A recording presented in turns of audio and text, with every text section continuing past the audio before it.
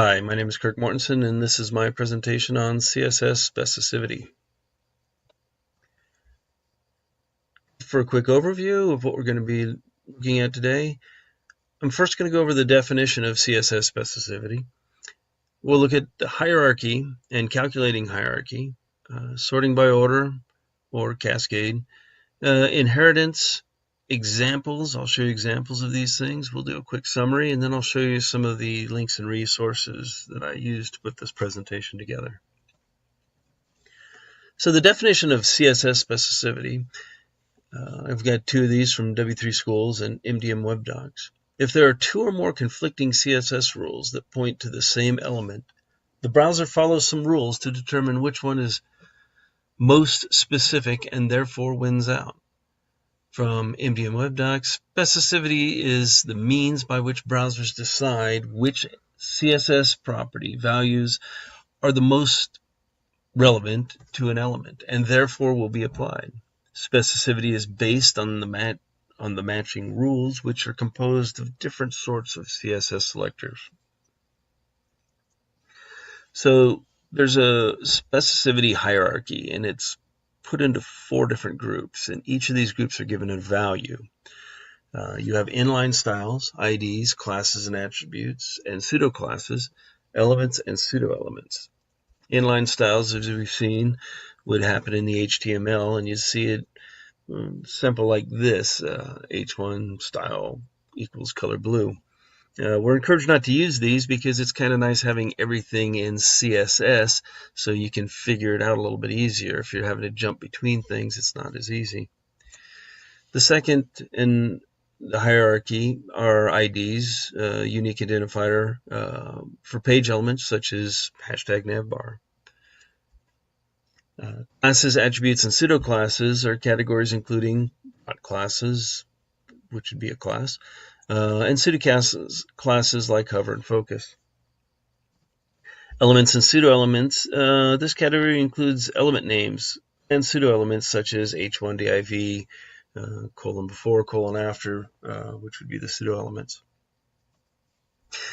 Also, there's a universal selector and inherited values. These have a specificity of 0, so they really don't rank in this hierarchy.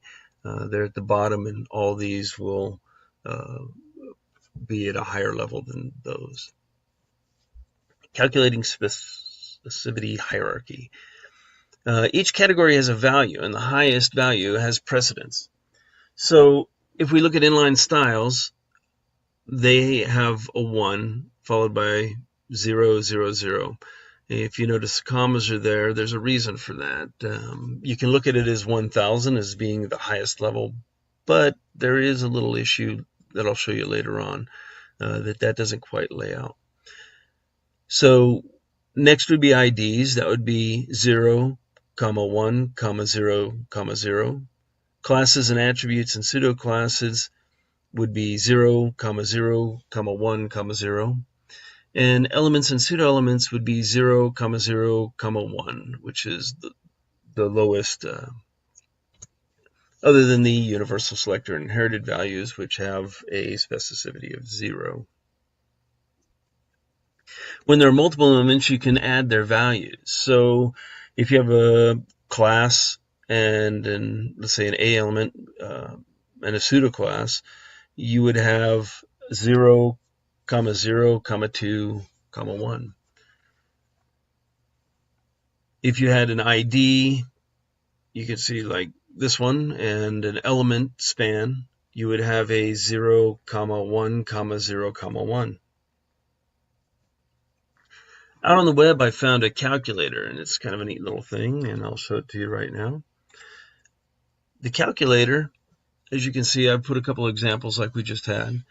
If you notice, there's only 3 levels in here, and that's because this is specifically looking at the CSS code. So the inline would not be used with this.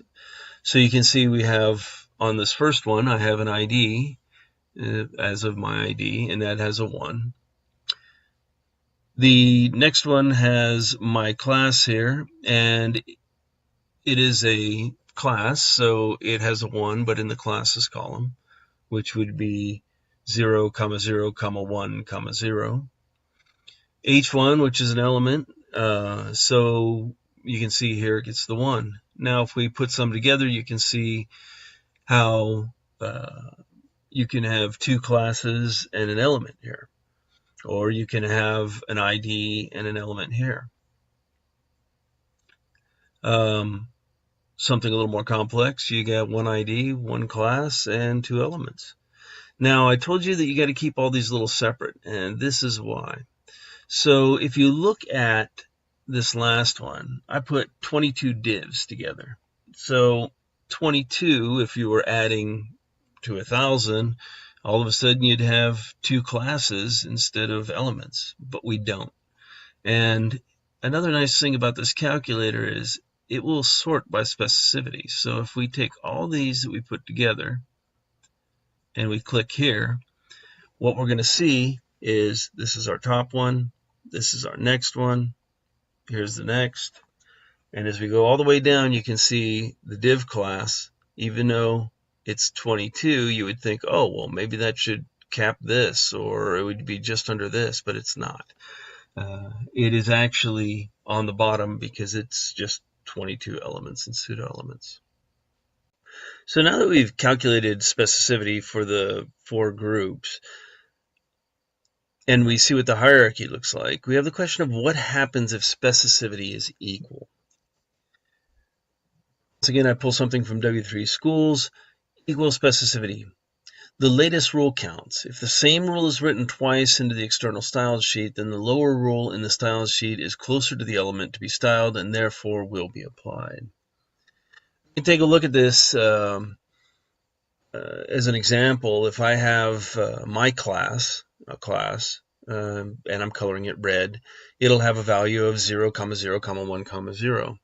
If lower in my CSS file I have my class color blue, which is the same, 0, 0, 1, 0, because it's later in the CSS, the class for my class will be blue.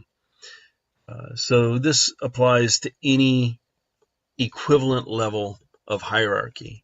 It could be identical like this, or it could be not identical but still have the same value.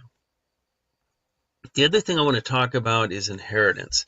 Earlier I talked about inherited values have a specificity of 0. Inherited values are passed from parent to child element if there's no assigned values to the child element. Inherited values are always passed down, never up. So we can see here, if you had a color or a text color or a background color in the body, it's going to be passed down to the paragraphs as well as the H1, and then eventually passed down to the image or other items. So the only way this is not going to happen is if a higher level, let's say I color the H1 something different and I call it out specifically, then it will have a higher level and it will take on that attribute. Again, the universal selector and inherited values all have a specificity of 0. So let's take a look at some examples. Okay, so I've built the HTML and I have a style sheet and I have a little preview here. So let's put this all to practice and see how it works within a program. So if we look at the program here, we can see our header and our body, and in the body I have a definition and I have a H1 here, and I have my W3 Schools source called out, and I have a class and an ID for that. But we're looking at the background, and if I look down at my CSS, I see my background is green, and the color of all my text is supposed to be black, but that's not true. So if we keep going down to see if we've got some form of order here, our H1 color is white, and that looks good. The body is called out again in blue, but the body is still red. The source calls out for yellow for the W3 Schools, and it's working, but I have a class and order lower than it here that's calling out light blue, so it's yellow instead of light blue. And then down here I'm calling out aqua for the div paragraph element, which that source is in as well. but this is light blue right here. So let's take a look at why this is doing this. Now, what are the highest value in specificity, if we remember right, is the inline style, and that is 1, 0, 0, 0. If we look over here in our HTML, we're doing something that's been warned us not to do in our programming. We put some inline styling here, and that's calling out red. And that inline style trumps everything we can do in the CSS. So what I'm going to do is I'm going to take this out and find out what happens next. So we'll just delete this line, we'll save the file and see what happens. Hey, everything goes to blue. And now we can look at this and we can see that the background green is called out in the body, but in the sorting by order, we understand that the lower it is, the closer it is to the elements, so the blue is going to be taken up there. So if we want to see that work, we'll just take the blue element and we're going to delete it as well. And we're going to save the style sheet again, and that's going to take it to green, is what our original layout is.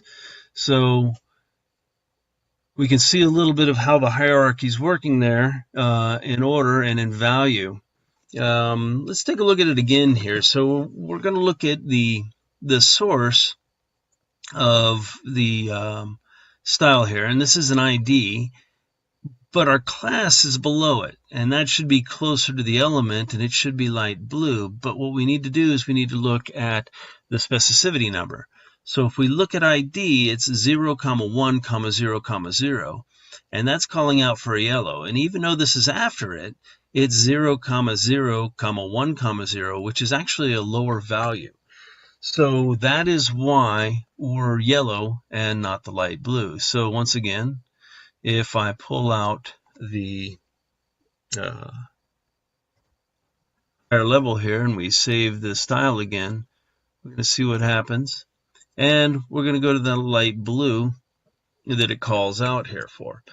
So let's take a look at one other thing. We're going to look at this again. We have an element here, and we have an element up here calling out for black. And we could say, well, yeah, but this one's lower in order, so that's probably the issue. But what if we take the black again? And so I'm going to put the element down here of a body color black, and I'm going to take it out from up here and just remove it from this place. We'll save this and see what happens. And nothing happens. Well, even though these are both elements, and one is black and it's after the color aqua, we can see that the div P is actually two elements. So it comes out to a specificity of 0, 0, 0, 2, where the single element comes out to a specificity of 0, 0, 0, 1.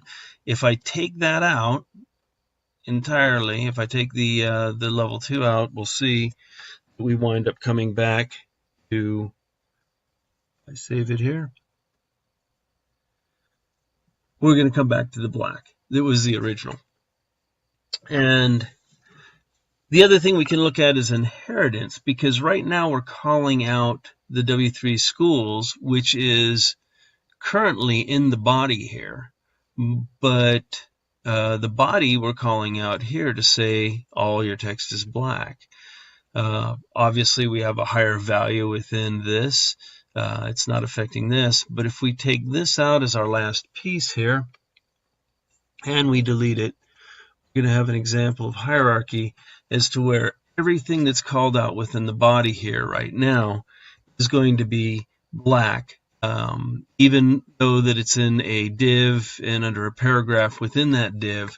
These are all child elements to the parent element of the body.